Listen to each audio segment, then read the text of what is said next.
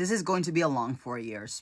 If you think that and you find comfort in that, I want you to know that if he's still, there in 4 years, that means that he succeeded. That means that the extremists succeeded because ultimately, if you're disqualified, then you cannot win.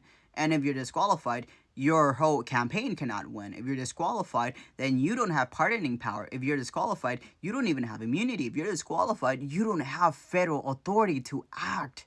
All right. So him being impeached should result in his whole entire team being impeached, his whole entire administration being dissolved. And this would be way too radical for the centrist Democrats and obviously for the courts, but ultimately it is the only solution to a compromising of our government. All of his loyalists have to be removed. All of his changes has to be removed. We cannot go back, and that means banning his whole entire administration from having any impact in our government. That means that the government, that the elected officials have to start that disconnection from the Democratic National Committee strategy of decorum, of the peaceful transfer of power over the constitutional order. Because when voters call their elected officials and question as to Amendment 14, Section 3, they just say that they disagree with using that because they wanted a peaceful transfer of power. So that is a reality in which they say it's not my job to interpret what the provision should say or what it means. It's my job to just create laws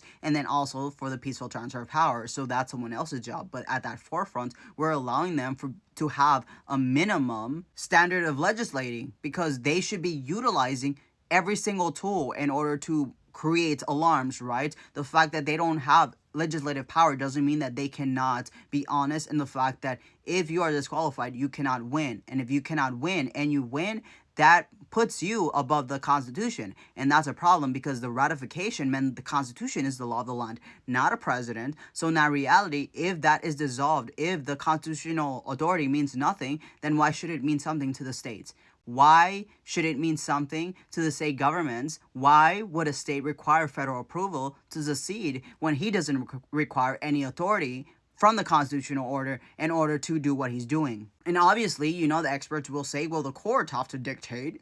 But that's the thing. When the courts are also corrupt, when the courts are also compromised, what do you do? What do you do? And the silence from the Democratic Party, that's what gives them legitimacy because then they can say, I have the plausible deniability as a court because no one has told me that this was a problem. Democrats have been bipartisan in their approval that this is who won. But that's the thing.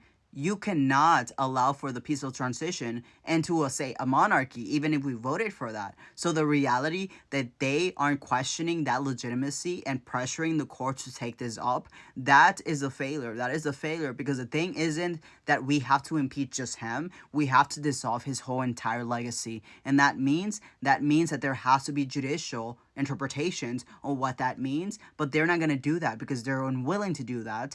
They have to be forced by a Congress, by specifically Democratic officials, but the DNC won't allow for them to do that because that's too anti-tradition, right? In that reality, we have to demand from our elected officials to disconnect from the Democratic National Committee strategy because that is a failing strategy. And ultimately, it is the Democratic National Committee who is responsible for us losing.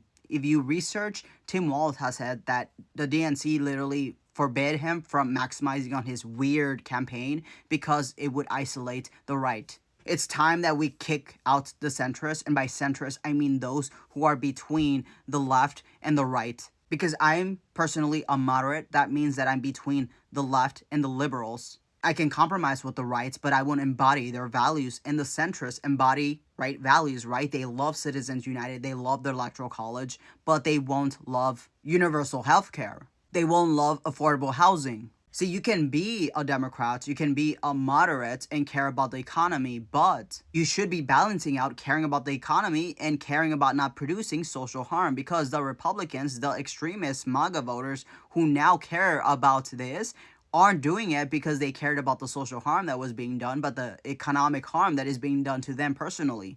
In that reality, we have to show the elected officials that if the DNC disconnects from them for being vocal about it, then we have to uplift them. We have to donate to them. We have to ensure that they are at the forefront of the Democratic opposition, even if the DNC stops supporting them. Because Nancy Pelosi, Chuck Schumer, all of them will use the fact that they will not climb the ladder, they will not be given leadership positions if they will go against the DNC. In this reality, we have to substitute the support of the decorum National Party. We have to substitute the support of the centrists, of the Nancy Pelosi, of the Chuck Schumer. We have to promise them that if they are vocal in opposition, then we will be vocal and loud in our funding and support in the primaries. Because without doing that, when you call, they're just going to tell you, well, we just wanted a peaceful transfer of power. And they're just going to want you to accept that as a justification, but it's not. Because when you ask, why is he doing unconstitutional things? It's because the Democrats allowed for it to happen without even challenging it. And in reality, it is that strategy that is responsible for this reality. Because had they challenged it, at least the law firms would have been like, well, there's a question, so maybe there's no authority and I can like have some room. But in them accepting it without even questioning it, it allowed for law firms, mainstream media, and all these other institutions to say, well, they said he had authority, so now we have to align to what he's saying. And that's what? The fault of the Democrats. Because we already know it's the fault of Republicans, right? But opposition party should be opposition. It should not uphold the coup. All right? It's not just about impeachment. We have to dissolve the whole entire campaign. Because if you are disqualified, then so is your whole entire campaign.